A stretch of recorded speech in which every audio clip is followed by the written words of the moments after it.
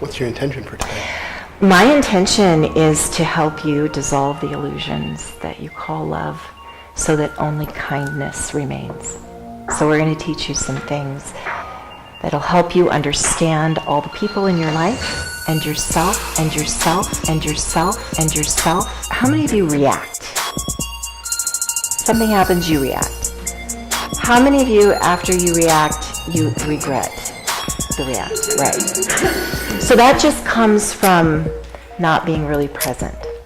So when we learn this gift of being hyper present in our life to everything, we stop reacting and we start responding. And respond comes from the word responsible. So we take responsible action in alignment with our intention in the relationship. So my intention here is to help dissolve those illusions so that you all can be exceptional lovers and that you no longer do any harm in any of your relationships. It's a worthy goal. That's a good one. That's a good one. Who would like to learn that? I've often said if I had a tail, every time Joe comes home, I'd be like, "Yay, you're back." Hi, my name's Joe.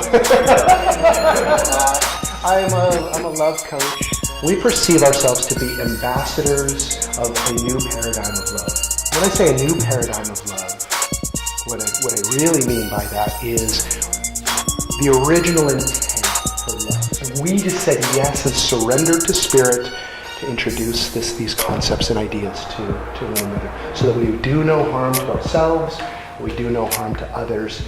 Our intention is to dissolve the illusions of what is often commonly called love. And I promise you that if you will do this work, number one, you'll be challenged, because it is a radical shift from the way that traditional relationships govern each other or in relationship with each other. It's a radical shift. Anytime we're moving into transformation, we are going to be uncomfortable, or you're really not changing.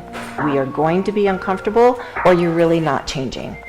You really haven't engaged. Many of us do not have the courage to speak the truth. So if we're parents and we are not being truthful with one another, and our children are paying any kind of attention, they see the hypocrisy in that. And then that softens our ability then to communicate truth to our children.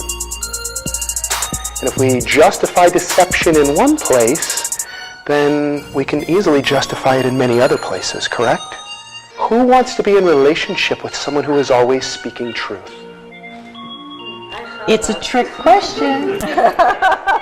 Okay, so double-edged sword. Yes, right? Double-edged sword. Meditation isn't for the time that you spend meditating. It is for the time that you're active in the world. And when you learn how to settle down your mind and have a disciplined mind, then when you're out in the world and life happens, you will have an automatic response of pause. What's really happening here?